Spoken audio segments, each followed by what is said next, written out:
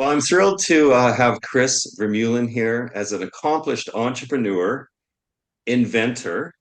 It's inventor. That's unusual in the context of everything that he's accomplished. It's an interesting word there, inventor. I'd like to hear more about that. Investor, technical analyst, and founder of the Technical Traders website, which serves individual investors, financial advisors, and investment clubs globally. And he's also the author of two books. So we'll talk a little bit about that. So welcome, Chris, to the StockOdds podcast today. I'm just thrilled to have this conversation with you. I really appreciate this opportunity. It's always a pleasure of mine to talk to any experts in our industry. And I've had the pleasure of working with a lot of proprietary traders over the years and educating many people. Um, I know there's something about, traders and especially people that are trying to make their core living from the markets and things like that, it's different. There's also like ton of noise out there. So we want to cut through the noise and focus on the key elements here. Before we get on to the fresh and exciting stuff, I want to talk a little bit more about yourself. Give us some background, your journey. Why did you start the Technical Traders website, and what motivated you to provide this kind of service? All right. Well, yeah. Well, thanks for having me on the show, Rob. It's a pleasure. I've listened to your podcasts and your stuff. It's awesome stuff. So it's great to talk to another technical trader and active someone in the industry. So, long story short, I mean, how I got into this was, I was back in high school and we had in our finance class, we had a stock market challenge against other schools in our province. I'm in Canada here. And we ended up picking our stocks. We made like $180,000 in a semester of play money. And we didn't win. We were far from winning. But I was like, $180,000 in like 3.5 months. I'm like, I can do that. You're hooked, right? I can live with that. Yeah. And back then it was just the newspaper, right? You go and you look through you're like, let's pick that one. It's got a cool name. So that was how I got my teeth wet. I sunk my teeth into it. And it was really right after that tournament. My dad happened to get a package in the mail from Larry Williams, which you probably know. Yeah. He's a top futures trader, commodity trader. Anyways, a little booklet on how you can make hundreds of thousands, millions trading futures, a little paperback. And I read that thing like 10, 12 times. And I told my dad, I'm like, Dad, you got to read this. We're opening a futures account. And I was 16 at the time. And he's like, no way. He's an entrepreneur. He's had his own businesses. He's like, I'm not touching the futures market. That's not his thing. Nor was it mine. I didn't know about it. But so that was where I got my teeth wet. And then I ended up getting my POTS license when I was 16 as well. Oh, really? And yeah. So I started when I was 14. I got it when I was 16. I could legally fly a plane before I could even drive a car, which was crazy. That's amazing. Wow. And during the process, I learned all about, checklist systems. And that was my first real taste. Right. And when I eventually had to do my solo flight, you never know what day the captain's going to say, like, okay, you're going up on your own today. This is your day. Yeah. I remember taking off and, there's a checklist for everything when it comes to a pilot. You've got your pre-inspection, your walk around your plane checklist, your startup checklist, your taxi, your takeoff, your circuit, your landing. I mean, there's a checklist for everything, right? Yeah. And when I had to do the solo, I got so nervous and all I did was follow the checklist, which is strapped to my leg. And I remember getting up in the circuit and I was like singing little kids songs out loud. I was like laughing and crying. I think I was laughing and crying at the exact same time. What an experience. Eh? The adrenaline, the fear and the excitement had literally taken over. And I just remember trying to get my focus down, being like, follow the system, follow the checklist, just put your finger on it and work through it and everything comes together. It's funny because I use that analogy in trying to educate, exactly like a pilot. That checklist is so important. It's critical. I mean, if you skip something on the checklist, you could literally die. You might forget your gear down and you're toast or something, right? Flaps down or who knows what it is. And so I hit the ground. I landed on the ground nicely and I had finished it. And that was when I realized, I'm like, wow, if you actually have a system in play, all that training, I knew the checklist off the back of my head, but you still look at it, make sure you don't skip anything. And that was my real taste of, okay, that is pretty cool. And of course that got me into starting to want to create a checklist for getting into the stock market. I'm like, how can I systemize this? Now I'm like a quasi engineer. I've always built stuff. I built remote control airplanes. I built a boat. I built a dirt bike from scratch. I've invented all kinds of different stuff. And so it's all about trying to figure out how to do something, systemize it step by step. I love physics.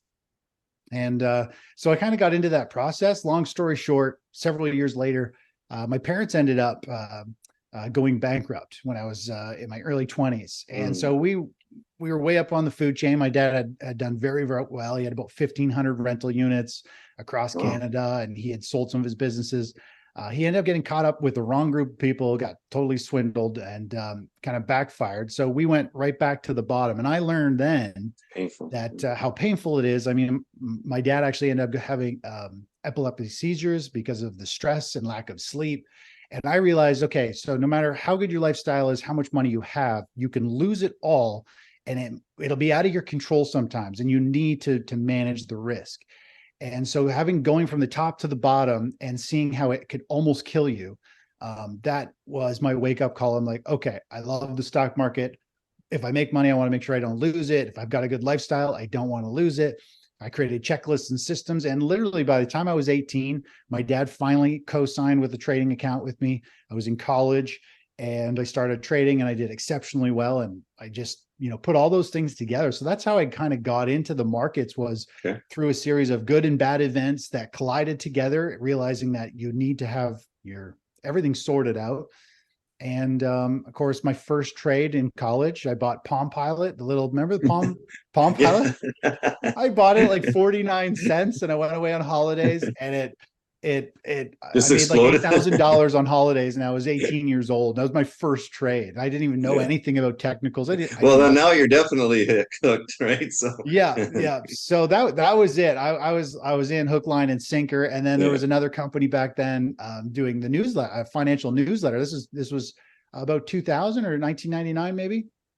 And I said, that's what I want to do. I want to learn to trade. I want to share my trades with others. I want to teach people how to trade. Although I didn't know how to do it then, that was my goal. I'm like, I want to make a ton of money trading, help others. We can all make money from our computers.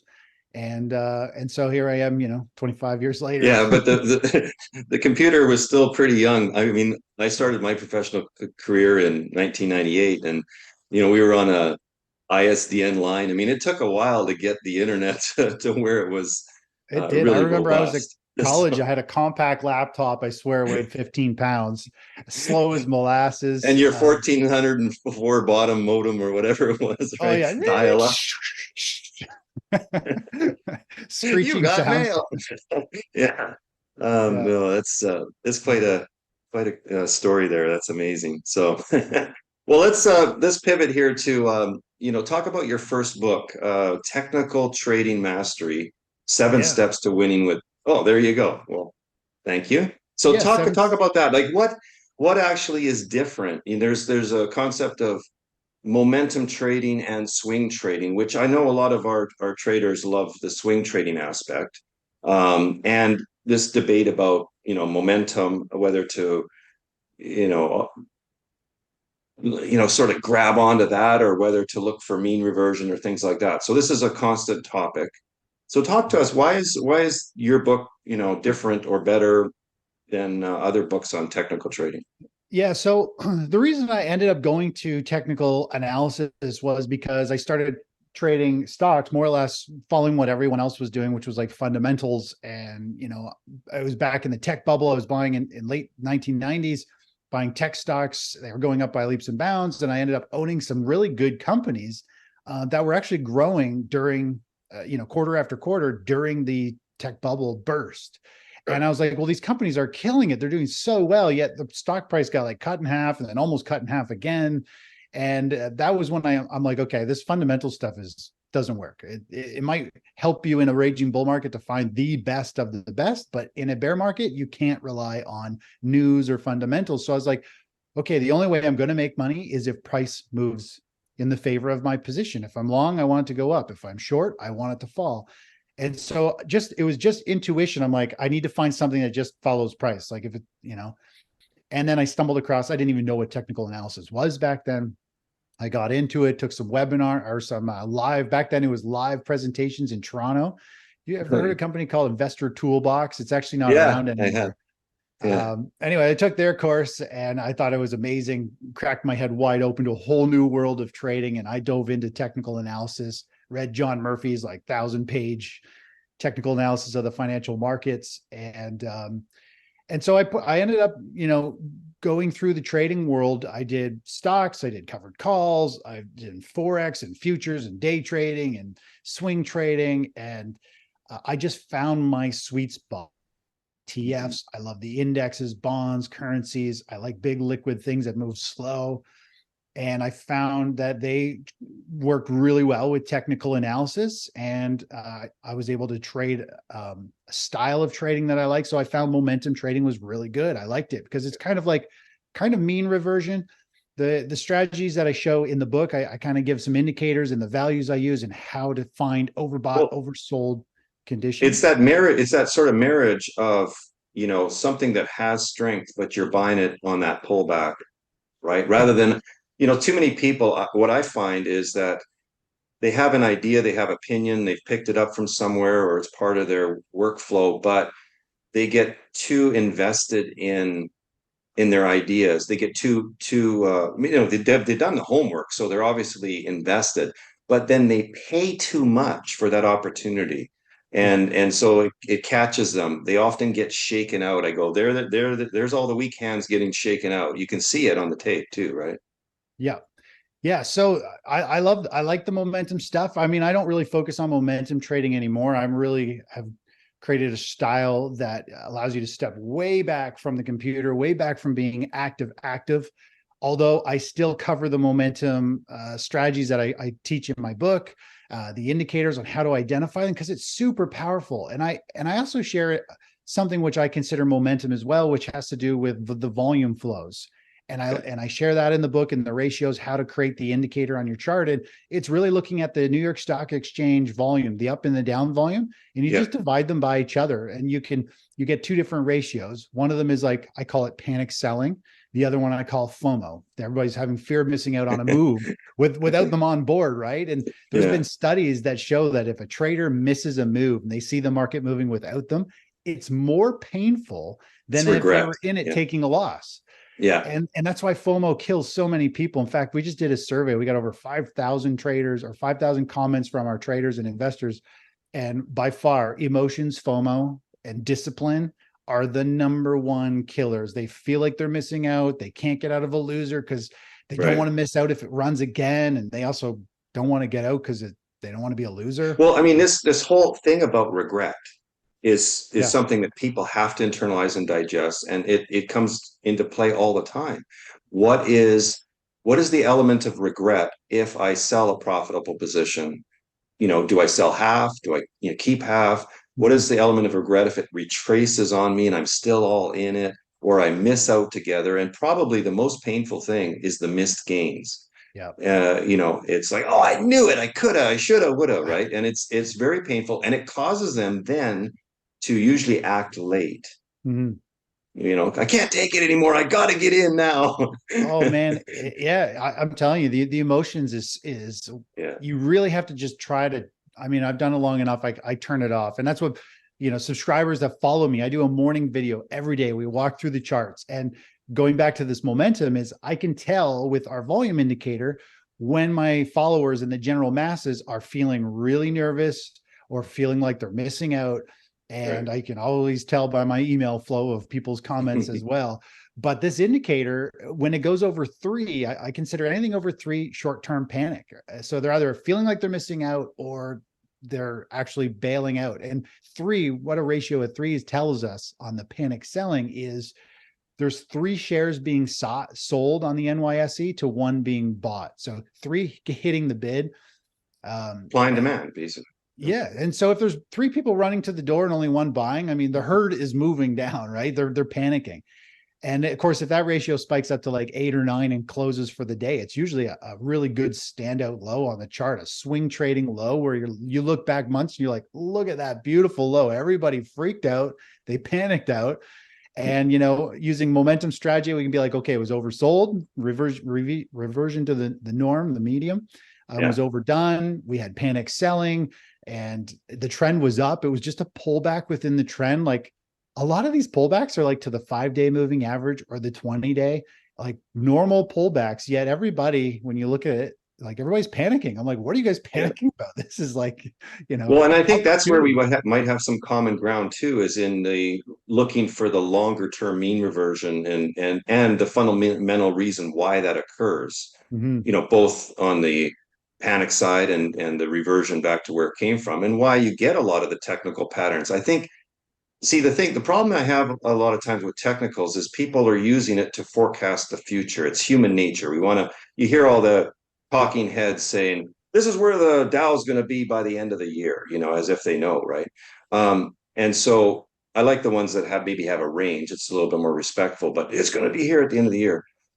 So the problem with, technicals can be that forecasting rather than to say, okay, there was a pattern. So what might be the fundamental reason behind the pattern? And a lot of times it's human behavior. And even in this algorithmic age, what would be your comment about why these patterns still exist?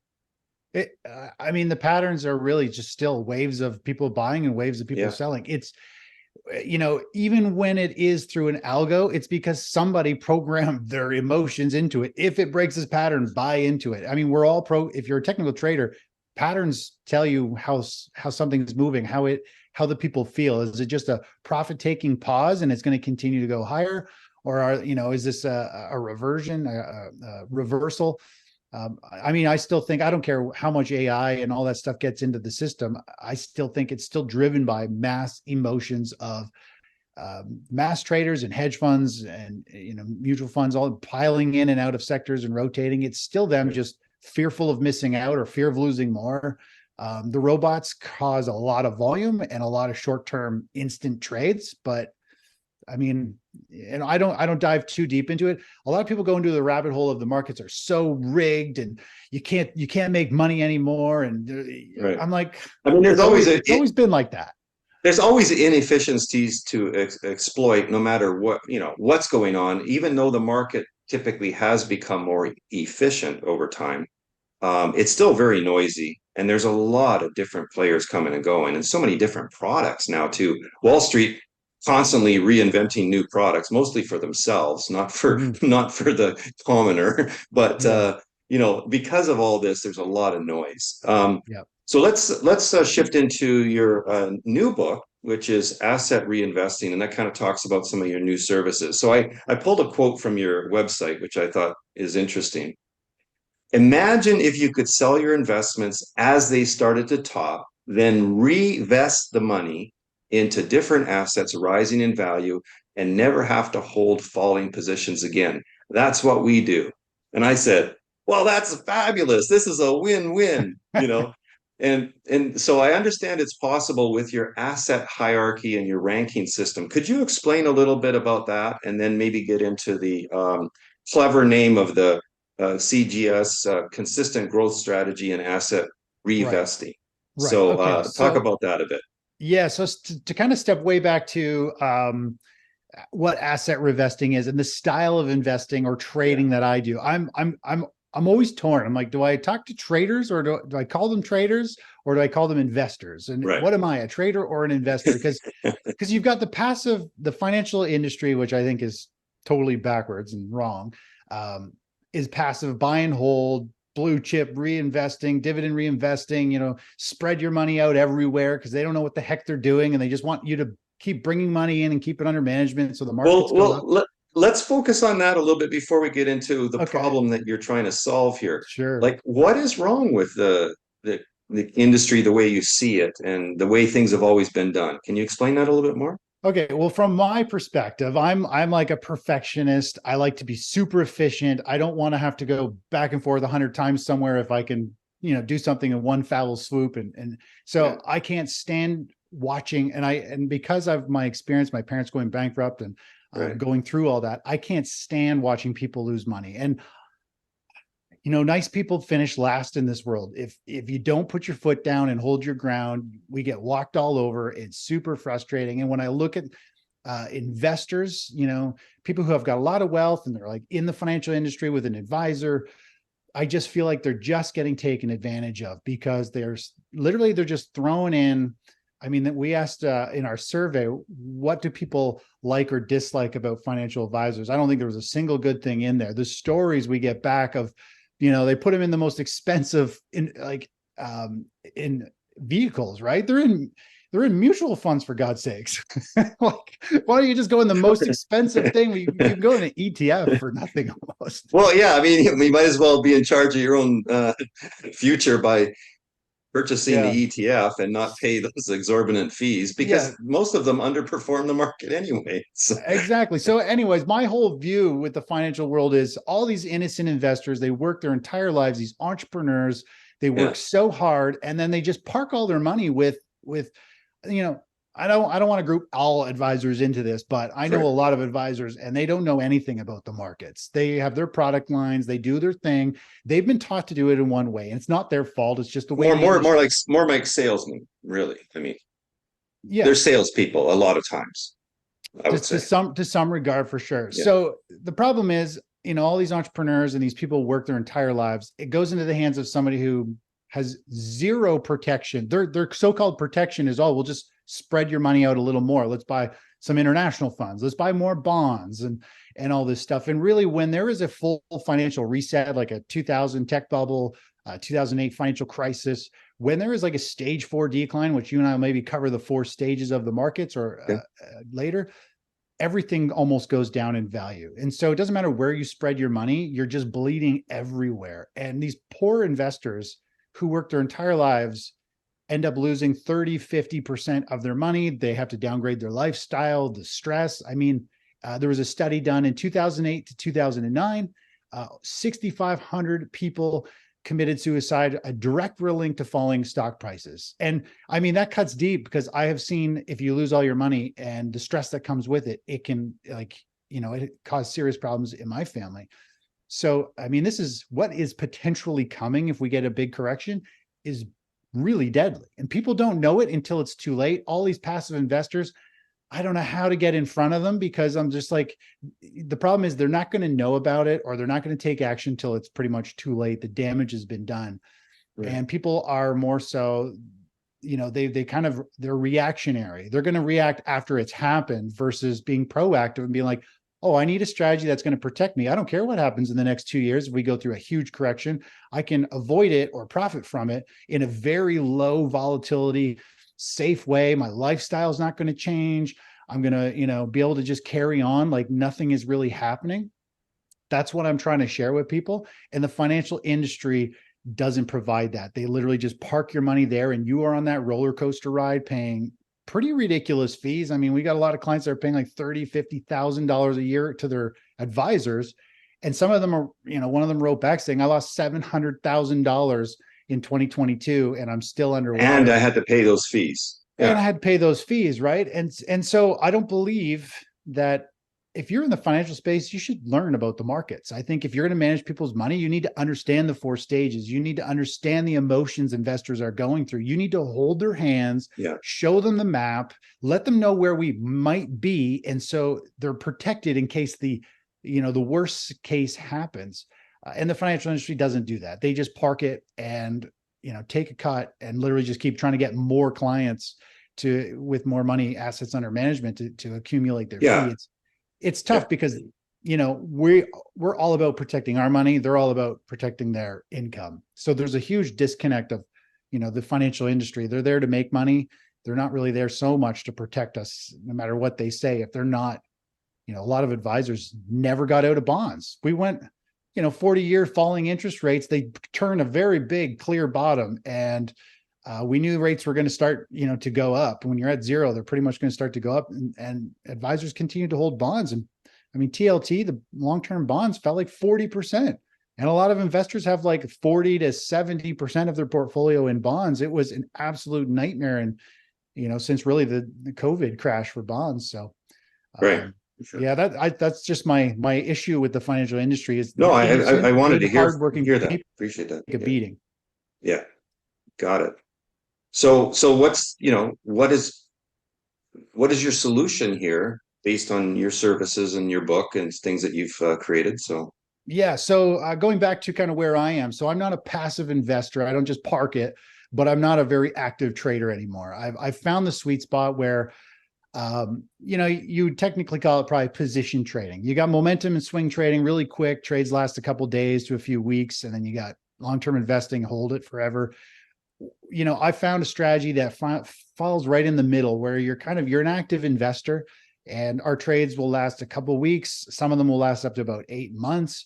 We fall in this kind of sweet spot because the stock market in general, I always look at it like the ocean. So the tide is either going up, or it's in transition, or it's coming back down. And if the stock market is going up, you want to make sure you're looking for buying opportunities. The bias is going to be to the upside. If it's going down, you want to be out or buying inverse ETFs, or move to an asset that is not correlated and is going up while the stock market is going down. And so if you look at the stock market like an ocean, the tide going up and down, once you identify the tide with technical analysis and the 4 stages, it's pretty straightforward. Then you're like a surfer floating out there waiting for a nice set of waves. Every 5 minutes you get a beautiful set of crisp, clean waves. And that's what I wait for in the market. I'm not about being in the market all the time. I don't believe in trading a lot of the noise. I want to just wait for a beautiful set of waves coming through, and then we hop on that asset. We ride it by following price. So I don't predict anything. I wait for a trend to start. We jump on board. We start to scale out as that trade matures, moving our stops up. And eventually, when it starts to top and becomes volatile, we eventually move out of it, and then we look for a fresh new opportunity.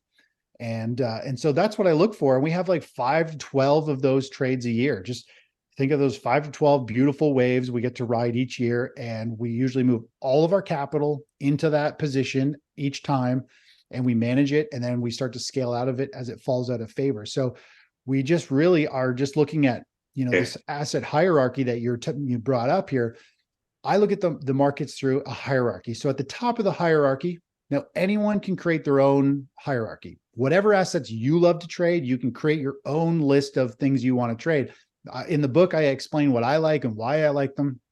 And to me, the top of the hierarchy is the most volatile asset, which is the US stock market. It's the most volatile on my list. There's stuff way more volatile, but so if the stock market is favorable, we want all of our money in the SP 500 or the NASDAQ, and we want to ride that trend higher. If that asset falls out of favor and our systems, our technicals are saying, hey, it's weakening, the underlying technicals are all falling apart, it's lost its momentum, move out of it, then we look down to the next asset on that hierarchy, which in my list is TLT, the long-term treasury bonds. Right. They have a great inverse relationship in a lot of cases. They haven't for the last 2 years.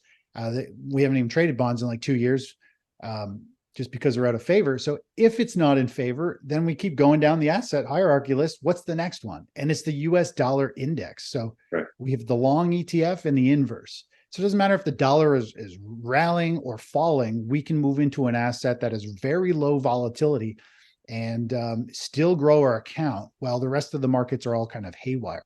And so if you're to look at it, the snapshot I have in the book is actually the US equities was moving, I think it was 14% from the extreme highs to the extreme low over a 20-day window. Bonds was about 8%. The US dollar index was about 3.5%. And then we have cash, an interest-bearing cash ETF, like BIL, where you just earn interest every month, sitting safely in cash. So as the markets get crazier, we just keep moving down the hierarchy to slower and slower moving assets. You can always sit in cash too, right? Which now the interest rates are a little more favorable. So for sure. And we do. We probably sit in cash 30, 40% of the year because we're literally surfers only surf. When the tide, a day. When the waves are there, right? They're sitting there waiting for the wave, and that's what we do. We sit and we wait, and that's what drives most people nuts. It's why the biggest struggle is my strategy is too active for a passive investor who just has an advisor. They know nothing. They're like, no, I don't want to be a trader. And then all the other people who want to trade, they're like, well, your strategy is way too slow. I don't want to do that. I'm like, the money's where nobody's at. And there's these big waves and these super clean sets that roll in. How would you not want to just float out there in paradise, live life in between the sets? And when reminds me of Jesse Livermore said, it's in the sitting. The money's in the sitting sometimes, not in all the activity, right? Yeah, doing nothing is doing something. And people think they always need to be in trades, and it drives me absolutely nuts. I don't believe in that. I'm like, the market is always trying to pull your money. The more active a trader you are, the more the market can try to pull that money from you. So you have to have your stuff buttoned down. You got to have systems, rules. You have to have the discipline, which most people don't. They might have the rules. Well, that is the key. Discipline is huge. I think it is the key for sure. I mean, you can be emotional. I am emotional. I don't want to get into some of these trades. I'm like, oh my gosh, we got a signal. I'm not feeling it, but I do it. And the ones you're most scared to get in are the ones that are the best trades. So for example, we got into the NASDAQ a month or two ago. And I mean, the amount of people said, I skipped it. I didn't do it. I didn't want to get in. Meanwhile, I explained it in the videos. I'm like, we have a beautiful setup. Everybody was worried about the Fed and all kinds of news. Everybody gets hooked into the news. And of course, it was one of the most beautiful trades in a long time. I mean, it's up like 15% from our most recent entry point. Yeah. And they're like, how did I miss that? I'm like, because you don't have the discipline to stick with the strategy. Right. You let your emotions like cloud your judgment. Like, I haven't watched the news in over 10 years. I don't listen to the news. I don't watch the news. I've never had cable TV other than when I was in college. So I grew up in the country, playing paintball, hunting, building forts, having our tractors digging ponds and wakeboarding, and like you name it, I've done all kinds of different stuff. And when I went to college, my dorm room came with cable TV. So I got hooked on 2 stations. I got hooked on Speed Vision, which I thought was awesome, all the cars. And then I got hooked on CNBC. And of course, it was like, late 90s.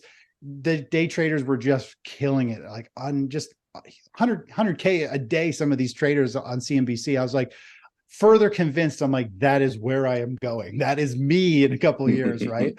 And I don't remember where I was going with that story, but I don't remember where I was going with that. Okay, listen, I'm gonna pivot here. I'm gonna talk about the elephant in the room. Okay. And that is, people find it much easier, to buy something that's on sale, in any industry. We buying a house, whatever. The hard part is really knowing when to sell it. And this transition between, something's been performing and then it's starting to decline. Even if we pull up like Tesla, I don't know if you use more of the ETFs rather than the individual names, but let's just say you pull up Tesla in the NASDAQ 100 and S&P, of course. It had a really good rally in January coming out of the hole that it had in 2022. And then, it had some pullbacks along the way, and then, had another really good spurt this last month. And, a lot of it was sort of catalyst driven too. So that's where, I like to look at things that, if the price action is there, but what might be the engine behind it? To me, that's still an important thing. And I might be incorrect in that, according to what, you're doing. But how do you know when the run is finished and it's time to get out of that? You mentioned a word a little while ago and you said you scale out of it. So I'd be interested to know, what is that process? What is that procedure of scaling out? And when might it be? Like when we had COVID really start to nail us in middle of March 2020. Things were falling pretty quick. I don't really think it's, the time to be gently scaling out of something because it was in a free fall, right? So this is the big elephant in the room is how do you know when to sell a performing asset? Because you want to reinvest that into another performing asset or be in cash or be in something else. Something safer that's got a clean trend. Yeah. So how do you know? Yeah. So there's a lot goes into it, but one of them is, your stock odds, statistical analysis, probabilities, right?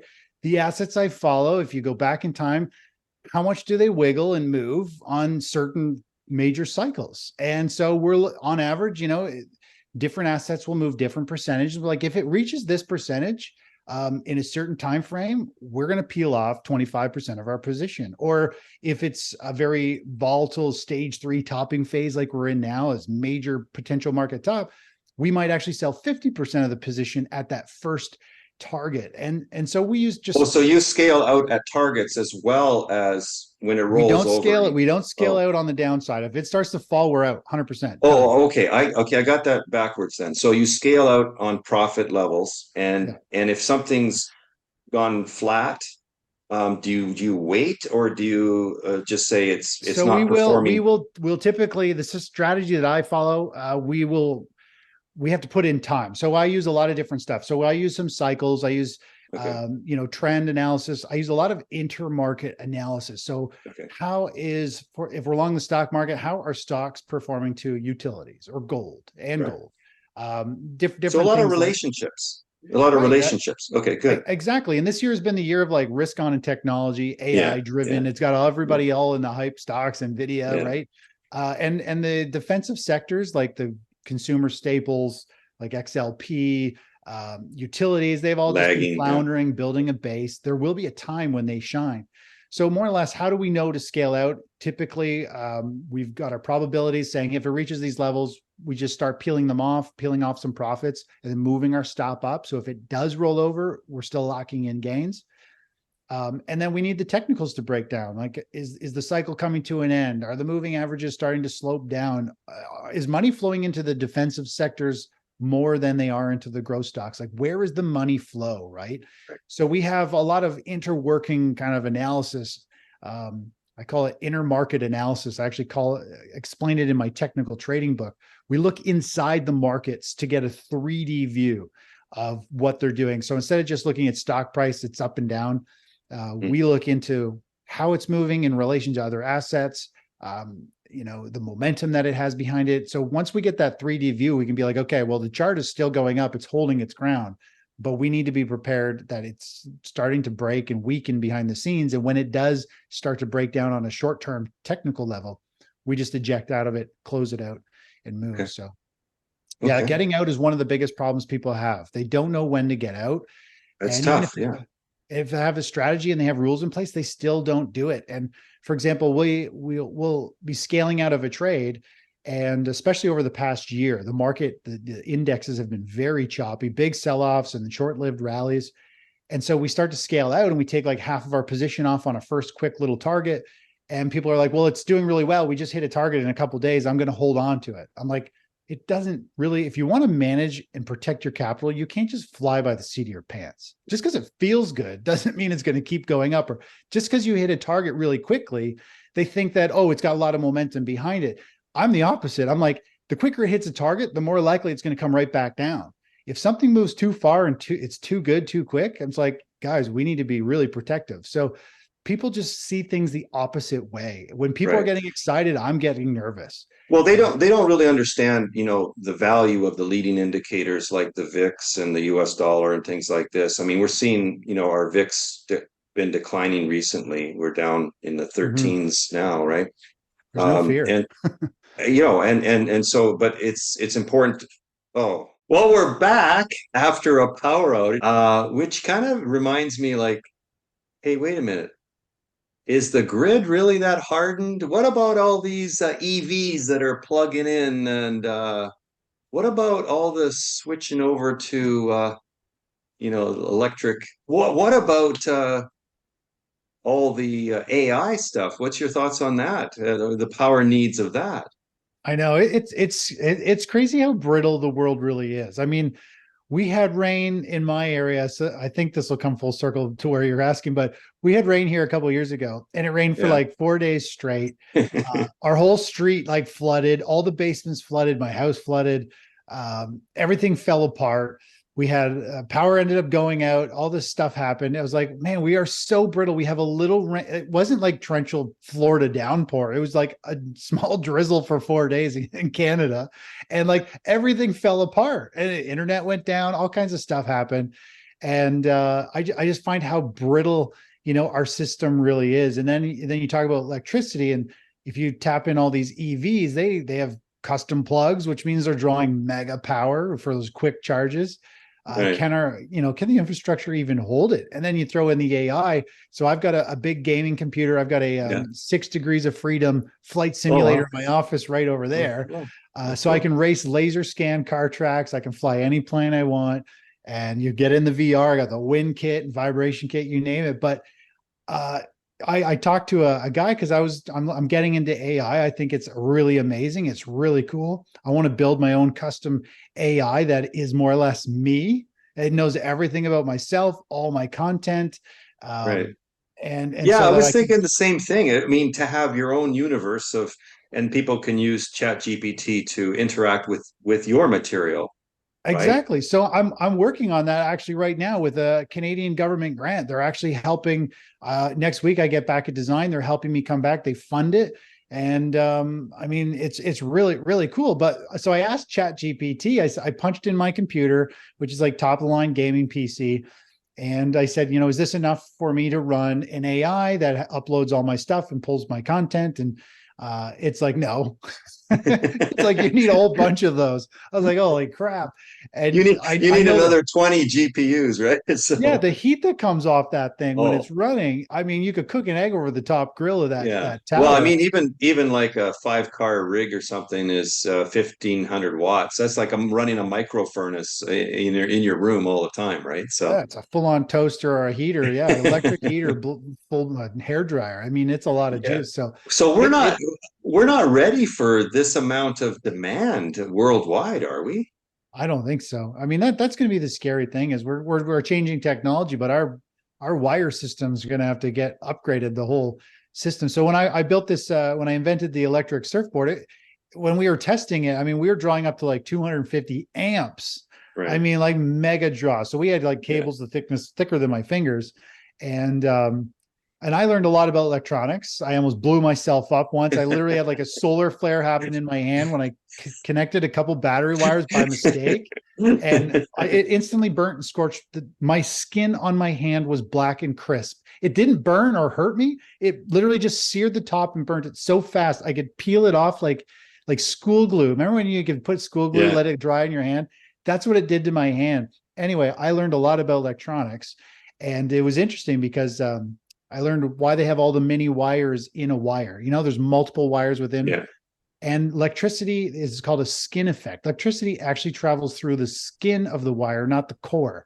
So the more wires you put in it, the more skin there is for the electricity to go through it. And that's why live wires, if you touch them, the electricity is actually on the outside of the wire, not in the core of it. So it's interesting. Like electronics is definitely pretty cool stuff. Yeah, absolutely. So that brings us to a topic I wasn't even going to get into, but Chat GPT, everybody's looking at, well, you know what? I can do it myself. I don't need my advisor. I don't need these other alert services. I don't need all this.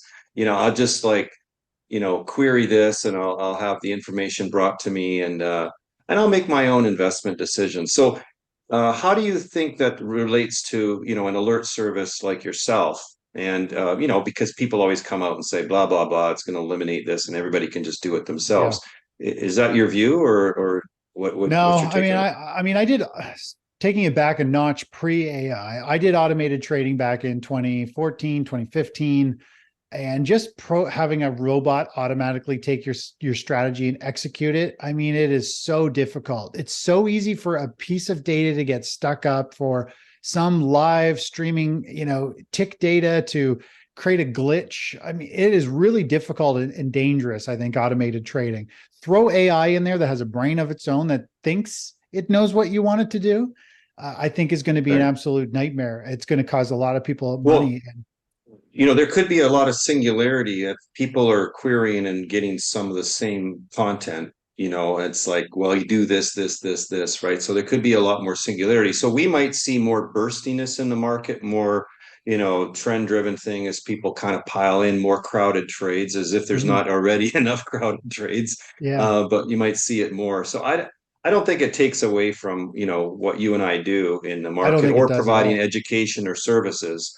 But it could be a useful tool. I found it useful for research Oh man, it's just really cool. compiling things really quickly, right? Exactly. Like I can throw a podcast in, I can record a podcast, throw it in there. Microsoft Office transcribes it for free in seconds. You paste it in to, well, ChatGPT's got all kinds of limits, but there's another software called Quillbot.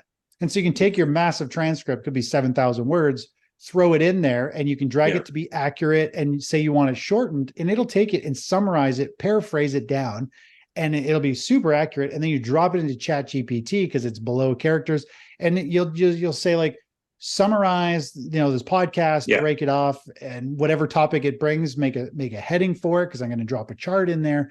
It's unbelievable. I mean, I can do the whole process in about 20 minutes. I've got it recorded, transcribed, turned into a piece of content. And we can do that with ours right now.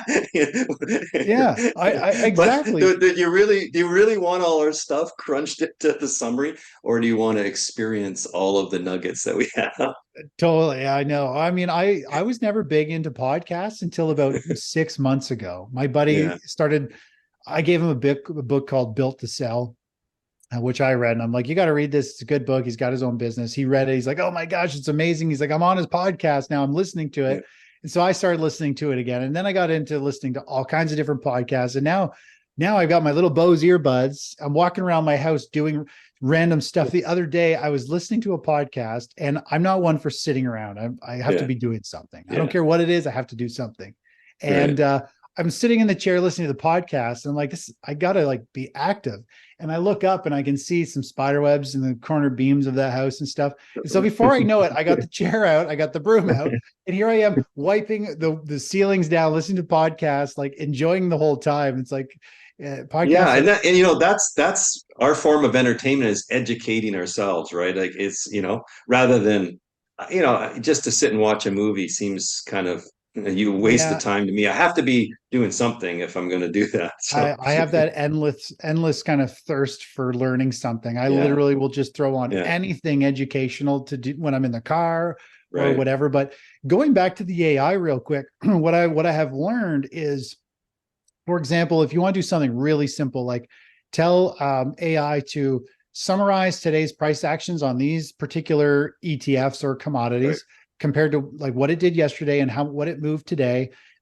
Talk about the percentages and give it some basic stuff, right? And so I tried it to get like an end of day summary, and it was really good. I was like, wow. And I told it to talk like it's a technical analyst using technical terms, and it wrote stuff. It started talking about, it had to bounce off the 50-day moving average, talked about another one bouncing off the 20-day. I'm like, this is friggin' cool. Yeah. Anyways, I'm like, well, now how can I refine it? I'll put in some better, what do they call them? Prompts. So I modified the prompts, make it more detailed, and break it. I sent and that's the skill set that's necessary, is prompting properly, right? And it's always been with Google too, is to how to question stuff. But this is even more powerful than that. But I find that it's about 100% efficiency booster, but the rest of the time has to be spent in editing and making sure it's accurate, because it will pull out some weird stuff once in a while too. And that's what leads me to where I'm going, which is I put the same prompts in. I added a couple more little details, little nuances to make it a little better. I repost it, and it comes back with opposite, like totally different percentages. Everything was wrong. Nothing made sense. I'm like, no, but it's trying to provide a fair and balanced approach. Right. So I'm like, okay, something's wrong. I copied and pasted my same prompts from before, and I just repasted it in before it messed up, and it comes out with a whole new wrong answer. Right. And so, then I tried it with another AI, and it did the same thing. And then when I'm talking to these AI experts, these programmers and prompt guys, and I don't know what they're called now, AI pros. They're like, you can't ask an AI the same thing over and over, because it's thinking you weren't satisfied with the first one. So it is going to totally change its point of view. And that was my wake up call. I'm like, oh my gosh, people have no idea how wrong it's great for a one-off question, but as soon as you start to try to refine it, it actually starts digging a hole in the wrong direction. And and that's because everything's mathematically vectored. So it has the pool, and so it thinks it's on a different thread, and it just combines that thread. So it's fascinating, and it's going to be a good tool. And I like what you're doing with creating your own universe that people can interact with, right? Because then you have a little bit more control too of what's being pushed out, right? So yeah. So there's another company that has, like, if you have a WordPress website, there's plugins that allow your site to do stuff. And everybody's got, like, I like to have stuff read to me just because it takes a lot less energy. I can do other stuff while an article's being read to me. And there's a company I wrote to them. I'm like, they allow you to train your voice so that whatever it reads is in my own voice. Okay. And I'm like, you need to convert this to a plugin for WordPress so that when somebody goes to my blog, they can just hit the play button and hear me explain the article, like read it to them. So it'll take them a little bit deeper into the content because they'll be hearing it in my voice and, me explaining. So you could just paste your text there and it will just automatically use your voice. Post your blog and there'll be a plugin that'll naturally always have a button to say, listen to this article, and it'll be me reading it. I mean, all this stuff is so amazing and so powerful. And I think it would be great for, anybody with a blog to hear that person's blog read to them by the blog owner. I mean, it really sinks the content in. It connects you and the reader, connects the reader with you. It really creates a whole new level of, for training materials. If you were taking a course, it would be much better if those people are listening to it in your voice. So much better than the original 4 voices you choose from in Microsoft, right? Remember to say goodbye to Sam. Do you want Sally or do you want?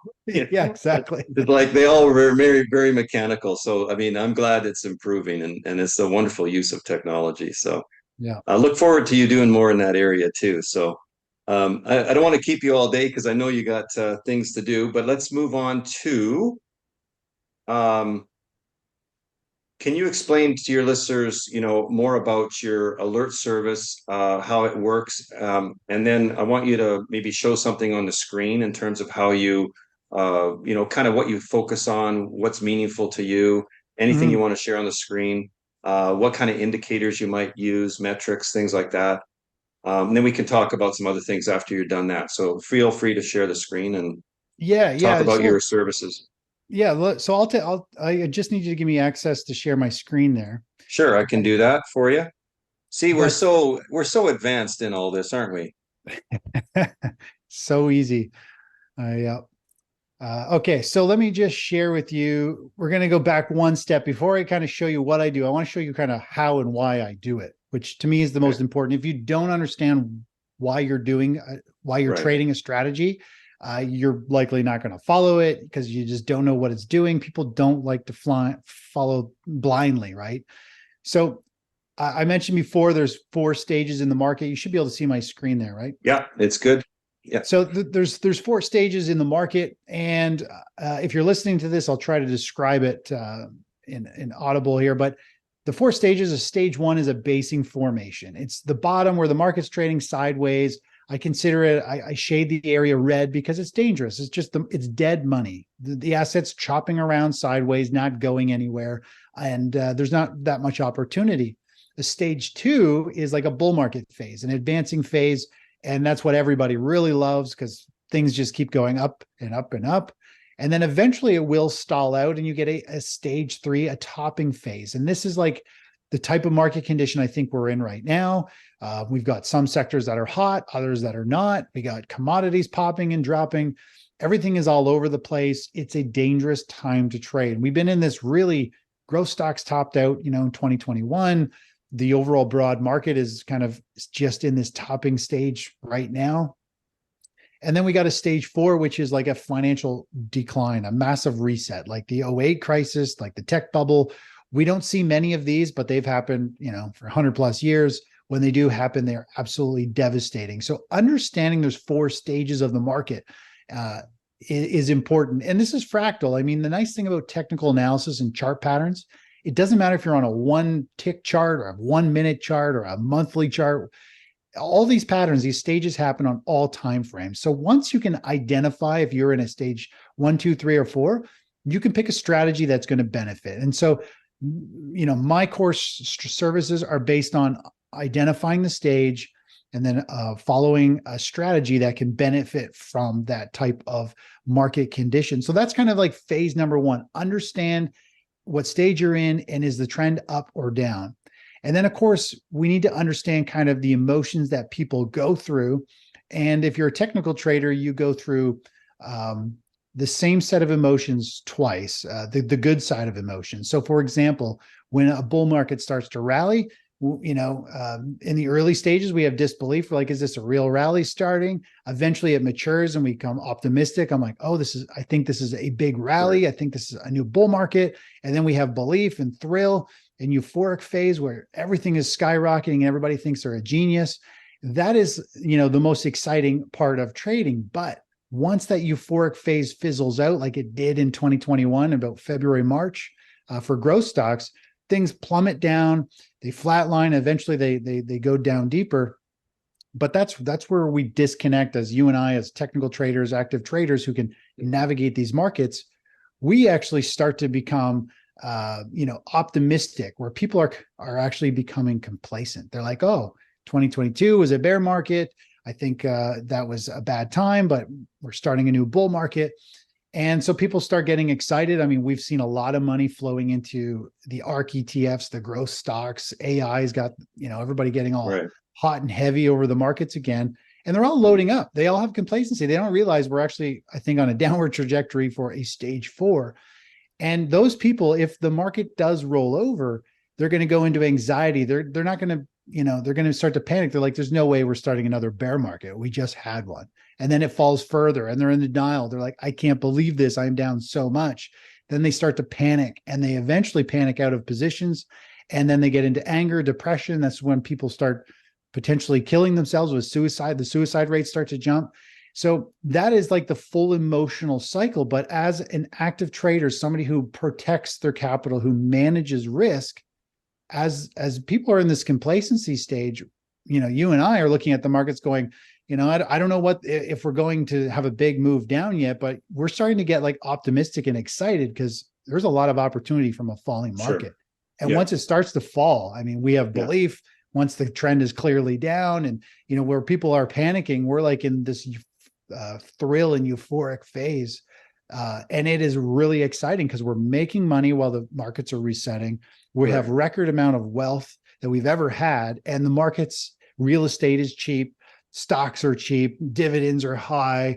I mean, you name it. The opportunity when you can take advantage of a falling market to build wealth and have all that capital to reinvest is pretty incredible. Well, let me interject here. There's a lot of people are quite early on things. So, they might be thinking, well, sell in May and go away kind of thing. That's a narrative that's, yacked about a lot.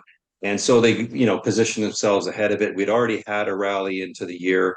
And so they're out and they missed all the most recent rally. And so stage 2 into stage 3, it's really hard to sort of time how long those periods are. And like the same complaint I have with RSI and things. I would say, oh, it's 80%, it's 80 RSI, it's overbought. 90 RSI, it's really overbought. Well, it can stay in that phase for quite an extended period of time. I love how you bring that up because that is one of the things that so many people get wrong. And maybe so when the RSI is over 70 or 80, whatever they put their upper threshold, people are like, it's overbought. And the way I see it and the way I was trained is when RSI is over like 70 or 80 or even 90, when it's in that upper zone, that is actually when the stock has its strongest moves in that direction. You don't go picking it top. It's like the market, to me, it's like flexing its muscle. Yeah. And you do not want to go short into that. And when I look at some of our StockOdds data and it says, 90 RSI and it's like bullish for the next day or bullish for the next 3 days or bullish for the next 5 or 10 days. And it's like, yeah, but it's a 90 RSI. Isn't that overbought? And it's saying, well, when it's had this condition in the past, 50 samples in the last, 2000 days or whatever, it's continued to stay on the buy side, for an extended period of time. And so I think a lot of people are finding that they're early or they're late. These are the two problems, early or late. when I traded small cap stocks, when we're in a raging bull market, small cap stocks are super explosive. And I wouldn't even touch one until the RSI was over 70. That was one of the key things. RSI needs to be up there. It needs to show strong relative strength. I wanted something strong. And, other people are like, well, why are you buying it? It's like, it's just gone into overbought. I'm like, no, man, it's just getting started. And some of the biggest moves happen in the last 10% of the time that pattern happens. Like, that's why we see these sharp rallies just before it sells off, or we see a huge drop in price. The bars go straight down and right at the last couple bars, and then they rebound back up. But that's also a tragedy for those that are analytical Andy type people that are over confirming, that are slow to act, and they end up buying those peaks just before the real pullback. They get FOMO. I know. They see it skyrockets and it sparks FOMO. Everybody's like, oh my gosh, it's going to the moon. I got to get on. And it's like, oh guys, don't do it. That's where restraint and discipline has to come into play for sure. You may have missed it, but to chase it at that stage, the risk variables are so much higher, right? So you might just say, I'll have to sit this one out. I missed it, but next time I'll get in earlier, kind of thing. So keep going here. Yeah. So one other aspect that I like to look in the markets is, I call it inner market analysis. I talk about it in my technical trading mastery book. But different assets, different sectors move at different times. And so, there's risk on assets, which you could say are growth stocks, tech stocks. And then there's defensive sectors, which is like utilities and consumer staples. When people get nervous and they think the stock market's overbought or it's starting to fall, people know, well, no matter what, we're still going to need electricity and running water. And so they move to dividends and to utilities, and they pay dividends as well. Or they're like, they move to consumer staples. We still need toothpaste and toilet paper. Yeah. Move to those boring things that will still be needed in a recession. And so I like to look at the market. There's a couple of different cycles. You got the stock market cycle, and then you got the economic cycle. And the stock market always leads the economic cycle. So the stock market is going to top out well before the economy. And that's because investors, they look into the share prices and the earnings. They go, oh my gosh, earnings are slowing. Next quarter, it's supposed to be down. And they're actually forecasting the following quarter to be down. So investors start to sell stocks, 3-6 months ahead of the bad news actually coming out on paper, because the markets they're forward looking. And what I find interesting is, just before a major stock market top, before a big stage 4 decline happens, we tend to see energy do very well, and we tend to see precious metals do well. And if you were to compare crude oil price in 2022 to what it did back in 2007, just before the major financial crisis, they did the exact same thing. They both skyrocketed up. They both pulled back to a support level, which is where technically oil is right now. And then there's going to be a huge collapse in oil price. And then precious metals came into favor, did really, really well. Gold and miners, and gold is still holding up near all-time highs. It's the last straw. When it starts to roll over, that'll be the rest of the market going down. And, the US dollar, if it was to pull back, could take the lid off of precious metals, because they're priced in dollars. And so that could be that explosive stage of metals going up. And the US dollar decline could precede, the economic reversal. I like what you said there, because, for example, copper has always been one of those things where you look at, preceding recession or whatever. What is it doing? And I think we're in a phase. I want to just counter you a little bit on the possible topping of the market. I come from a perspective where I'm really agnostic to the market in general, because I trade relationships or, hedge strategies and things like that. So it's more about production than it is about, direction. But I want people, and that's why I'm so interested in talking to you in this interview, is I want people to take advantage of the market when it's, giving its good gifts that it gives, right? Both directions. And I want them to also understand the changes. But right now, people are struggling with, why is the market discounting the Fed still having to raise rates and this inflation problem? And you notice that a lot of the economic reports are actually good. So in forward looking, we're looking at the economy still has room to move, and maybe all the bad stuff really hasn't hit yet. And I think that's what's causing the market to have more of the animal spirits right now. And so I would say that a summer rally is still in the cards. It could happen. It happened historically. Our seasonality calendar talks about the month of July being really well historically, doing well. In September, October, September is usually a more of a down month, and October can be volatile. That may be when the correction comes. We still have to allow, this bull kind of phase to, I know NASDAQ's up 31.7 composite, which is the best since 1983 in the first 6 months of this year. Yeah. But it doesn't mean it can't go up 40% or whatever. It doesn't mean it has to stop at this point, but the flags are coming out. You're driving down the road, you're starting to see signposts. Yeah. Right? You're paying attention. And that's what I like. And what's really interesting is if you go back to the tech bubble, you look at the NASDAQ, it fell like 60% on its first move down. Now, just like it fell in 2022, it fell like 40 or 30 something percent. And in 2000, it rallied after that over 60% up before going into a stage 4 decline. And I actually did an article showing these scenarios. 2020, year 2001 and where we are now have very, very similar setups in terms of what they've done: a super sharp correction and then a massive strong year rally. And people think, they get sucked into these markets thinking, oh my gosh, we're in full on bull mode.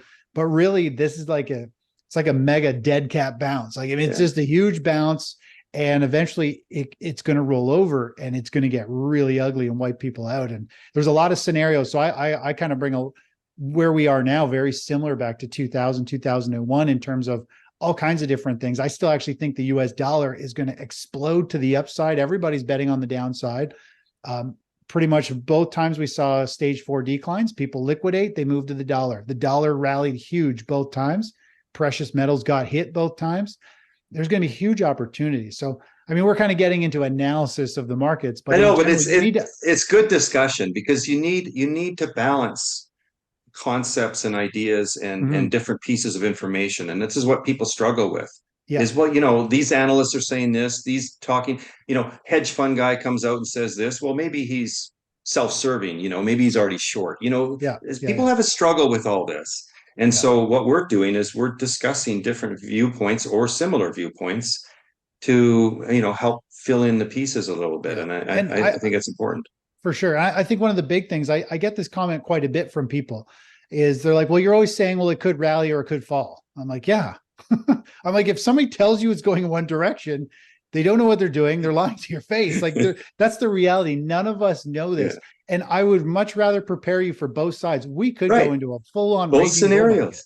There's 3 scenarios. It could stay sideways, choppy for decades, and we could have a lost decade, or it could sell off again, like you're saying, or it could rally. Exactly. The problem is people want an answer. They don't want it could go higher, could go lower. But if you're a technical trader, then you're going to naturally be like, okay, well, all I have to do is wait for a major trend to change direction, and then I'll be able to, jump on that trend and take advantage of it. So it's not about knowing where the market's going. None of us know that. But once it starts going, then we jump on that train. Whether it's up or down, it doesn't matter. So you got to understand there's 2 sides to the coin, and we don't know which way it's going to go. And that's why you need to manage your positions, your risk, and you play those moves. So can you share on screen or anything is there a success story of an alert that has led to significant gains for your clients? And a little bit more about what you provide in terms of your services. You're definitely an educator, but you also have alert services and things like that, right? Yeah. So for example, here I use a charting platform called eSignal. And I keep it really simple. Either the bars are red, we're in a downtrend, or they're green, we're in an uptrend. And you can see these arrows. These are targets. We've got trailing stops that move up.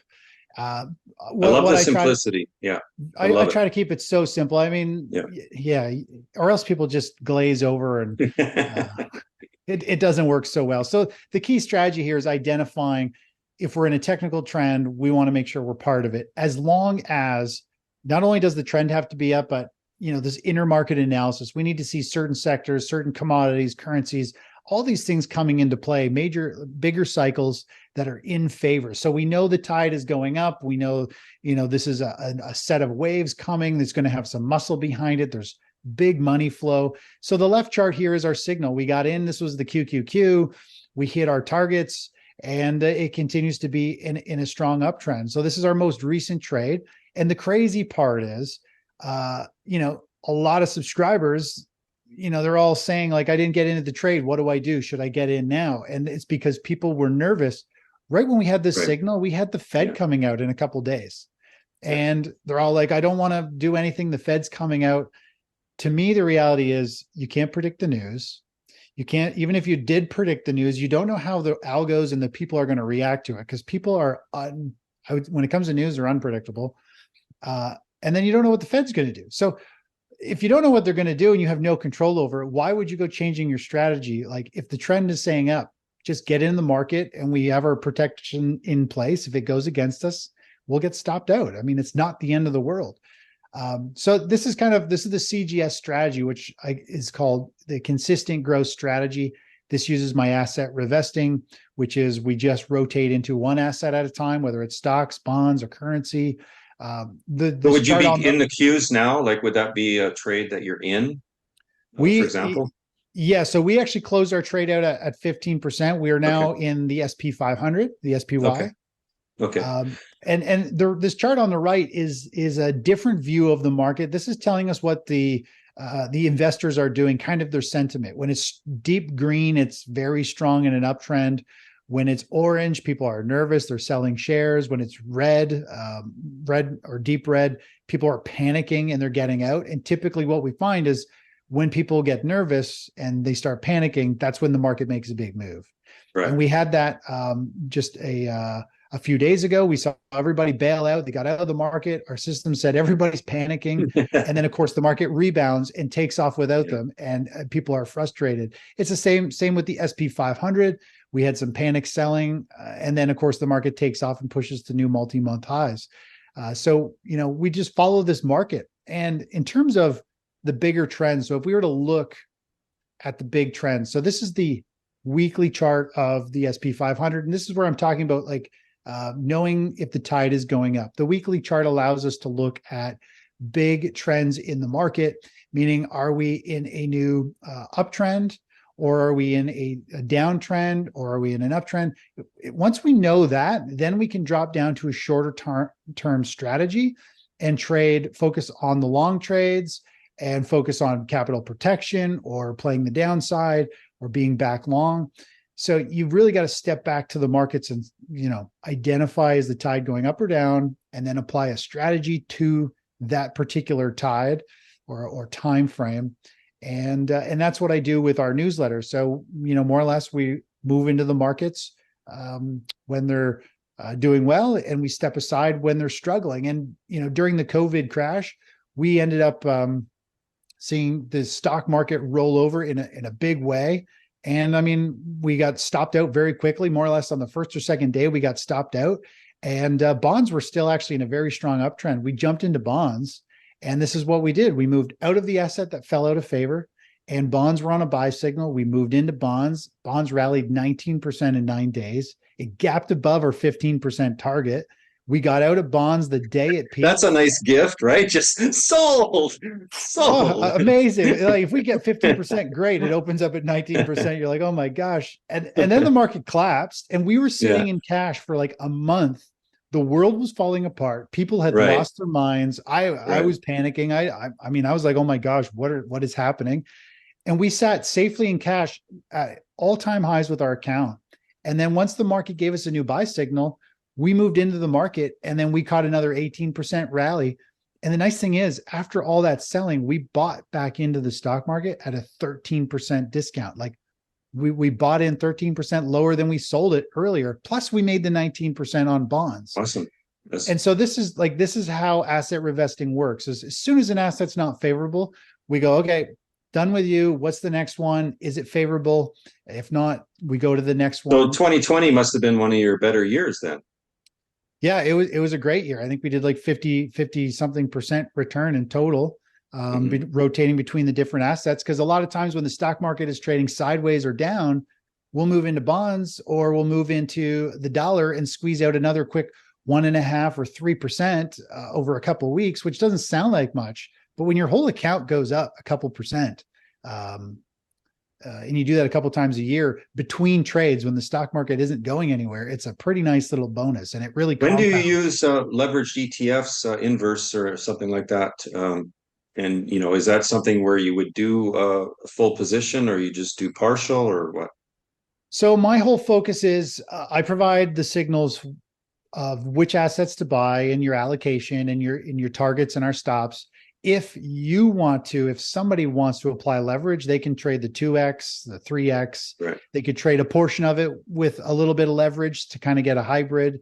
So you can do whatever you want. I want to provide the most conservative, the highest return strategy that you can invest large amounts of money and not stress about it.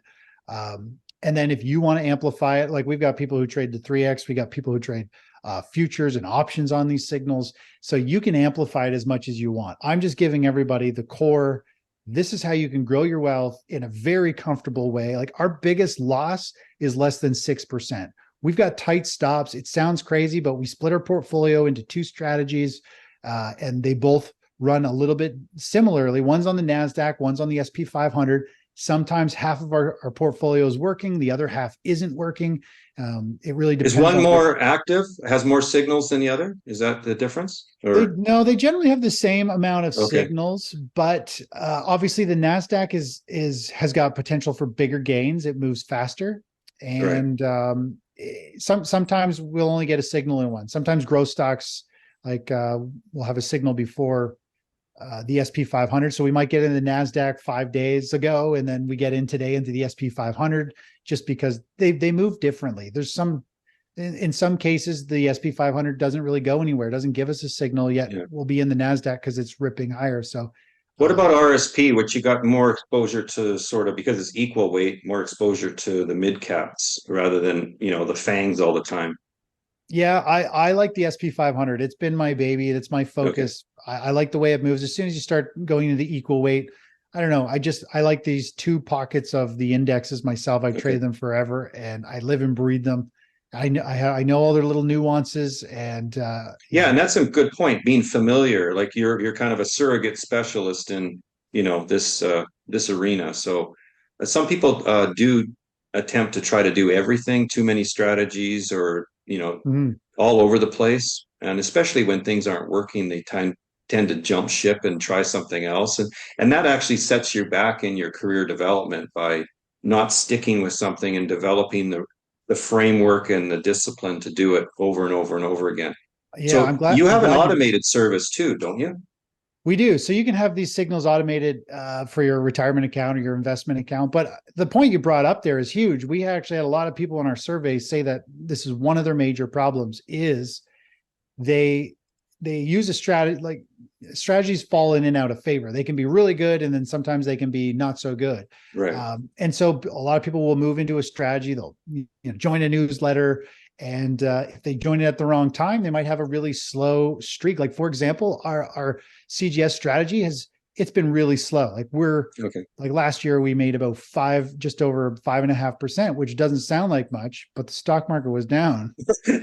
Yeah. I mean, even the Dow was down 9.1% or something. So So what drives me nuts is people will be like, well, you only have 5%. You're not doing very well. I'm like, well, the market, we actually have a 25% performance bonus over the buy and hold strategy and the stock exactly market. You had alpha over the market substantially. Exactly. And so people don't fully get that. And people keep saying that they'll write in, they'll be like, how much have you made this year? And then you tell them, they're like, well, that's no good. I'm like, well, it actually is really good, but you obviously don't understand how the market's moved. Well, and you're not even adding in total return with the dividends and stuff that people can collect by sitting on stuff. I mean, even the SPY pays dividends if you're using that, right?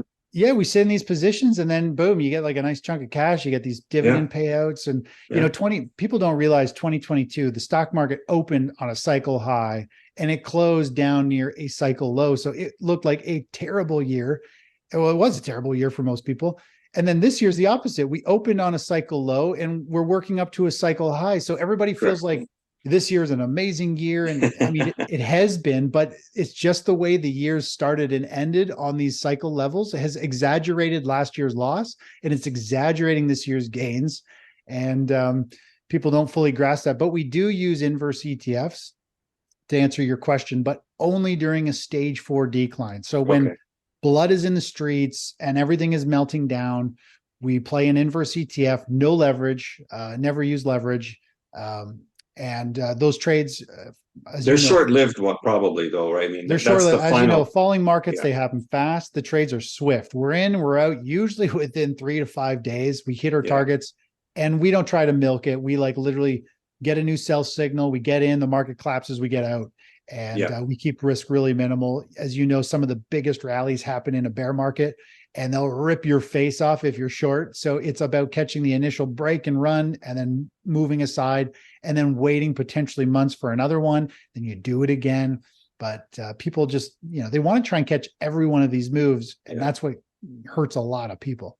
So when your alert service comes out, either by, you know, maybe being connected with you in a room or in meetings or whatever, or the newsletter, and they want to execute, how do they execute? When do they execute? Yeah. So the signals they're end of day. So I wait for everything to confirm, all the end of day data to update. And then I say, okay, we have a new buy signal. So I'll send out an alert in the evening, Eastern time. So usually around 5 or 6 o'clock Eastern time to subscribers and say, listen, tomorrow at the opening bell, you're going to buy 50% of your portfolio with SPY. And then you're also going to buy 50% of the portfolio with the QQQ. Here is our initial protective stop to close those positions if for some reason all hell breaks loose and the market falls. Here's our first target. We're going to sell 50% or 25%, depending on the market condition and volatility. Here's our second target. And so I provide everything you need to execute it with your own broker. And it's pretty straightforward. If you're using auto trading, we automatically send the alerts to the broker executes them in your account. You don't have to do anything. We don't charge for auto trading. I honestly think auto trading is the best way. And I just want people to have the best. So I don't want to charge them. Like so many people charge for everything. Right. I hate that. So I don't do that. So if do you have an API so that, you know, if I have my own broker, it can automatically pick up, or does it have to go to the other broker first and then be shipped over? Yeah, the way it works right now is you'd need to actually open a brokerage account with a broker that uses our signals. So you have to open an account, transfer it over. I see. We don't manage money. We don't do the API. I've done API stuff in the past years ago. I don't want to get into software and having connections fail and all that stuff. I like to literally get a signal. I call the broker. I send an email to the broker. He confirms it. He puts the order in for the trades, the users the next day. I kind of keep it old school, but it works exceptionally well. So that's, it's a pain to open a brokerage account, but if it's done for you, it gets rid of the FOMO. It gets rid of you messing with trades, skipping trades. I mean, it's unbelievable how many people skipped this last trade in the SP 500 and the QQQ. And, they're all kicking themselves going like, why, how did I happen to miss the best trade? I've been waiting, months for a good trade and I skip it. And it's like a I was just having this conversation with a bunch of people yesterday, actually. It's amazing how the discretion interferes with just statistics. For example, like we're very statistically driven, and we find that just follow the statistics, almost like, Renaissance did with medallion fund. It's just follow statistics. Like you don't use your discretion so much, because you'll go like, well, that pulled back, so it's going to fall the next day, and you'll be wrong, and that rallied, so it's got to come down. Like people always say, it went up so much, it has to come down. It doesn't have to. So follow the stats. And what I like is, how many times has something occurred in the past, and what has it done afterwards on average. So in that sense, we're forward looking a little bit, just like the market is, but it's a data driven approach. Yeah. And So I used to do the same. So I used to play a lot of poker when you could play it online in Canada. It wasn't illegal. I'd be playing 6, 7, 8 hands tables at a time. And I just knew the stats. I just knew the numbers. I know what is up, my position on the table, and I just know the odds of me landing a card. And then, of course, as long as I know the general emotions of other players, I can do certain things, check or raise, and throw people. I don't look and watch everything. I'm literally jumping between tables just because I know the stats over the long run. I can, make it into the money on most of those tables. And not deal with the daily noise of everybody, trying to play a hand, listening to the news and the financial markets. Just the stats alone, if you just follow the stats, will put you on the right side more times than not. As soon as you go discretionary, you listen to news, you read somebody else's article that completely says the opposite of you. I mean, you're going to end up changing. Yeah. Well, the problem with news is you have to learn to interpret the news, and that's always very discretionary, and it takes a lot of experience. So I like the approach of just, listen, I've said this many times to people: turn off your main media stations, you'd be better for it. Turn off the talking heads, you'd be better for it. You just will be.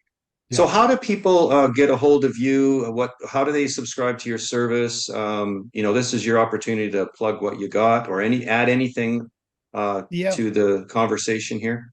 Sure. So, they can always go to my website, which is thetechnicaltraders.com. If you go to the bottom of the page, you can opt in and join our free newsletter. You can get access to this PDF, these 3 different phases of the 4 stages of the market. Oh, that's nice. Yeah, the emotions of the investors and what they go through. Also the cycles of what sectors perform well and what assets. So you can get all that. You can download it for free.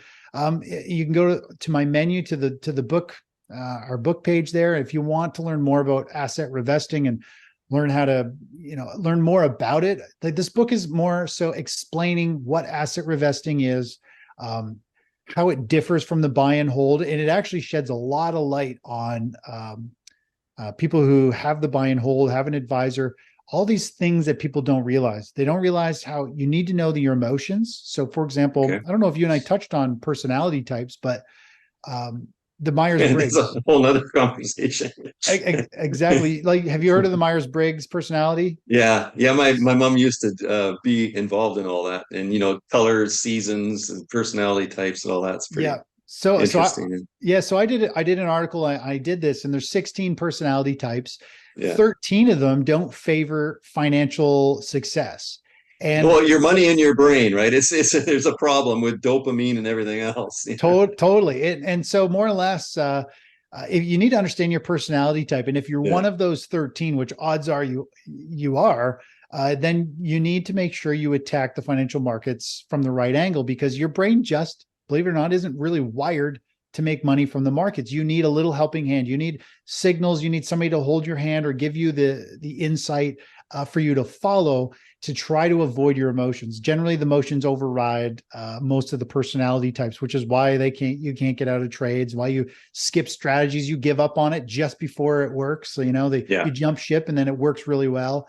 And of course, you move to another strategy that was just working really well, but the market conditions change. So the one you move from now works exceptionally well, and the one you just joined doesn't. And so people literally keep jumping from newsletter and strategy to strategy. And as you were saying, it literally just sets you back if you could just understand the stuff. So asset revesting, this book covers a lot of interesting things about investing. And one of the things people don't realize, especially if you're near retirement or retired, is the math changes once you're retired. When you start withdrawing funds from your retirement account, I have a scenario in here. I show you how making less money, you actually make a lot more money than somebody who's aggressive and has a higher monthly or higher annual return.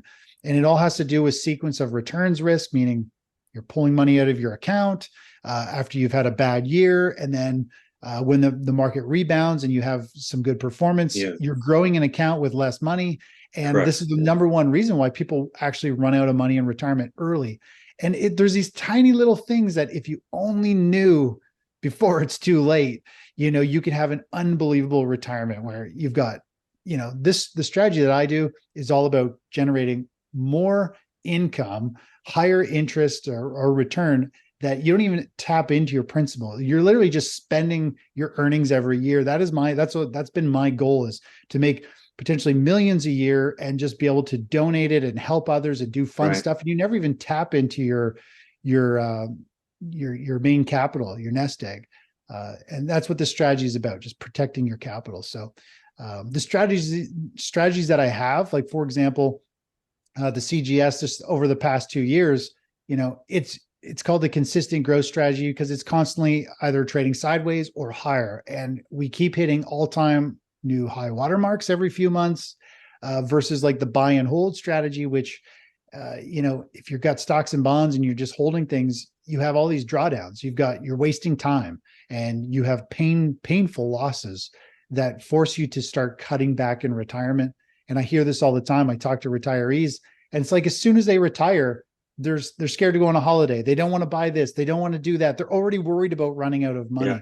And to me, that's like prison. It's like the whole point of retiring is to have enough money that you can spend it and enjoy it and not feel like you're going to run out. And that's why I have this strategy, is because, your account can keep going up and it's conservative. And at any time you can withdraw money because you're always trading at an all-time high of your wealth. It's not like you're pulling money out after you lost 25% of your account. So that's the big thing with this strategy is the buy and hold has got like almost a 40% drawdown. If you can stomach that, great. But it is I have a good friend at a major broker, and when we were crashing through 700 on the SPY back in when was it, 2007, 2009, sorry, just before we turned. And she was getting phone call after phone call. It's like, liquidate me, get me out just get me out. Yeah. And she says, no, I don't, you can't do this at this point, right? Like, so she's arguing with the clients, but so many clients were just calling to get me out. And this is the problem.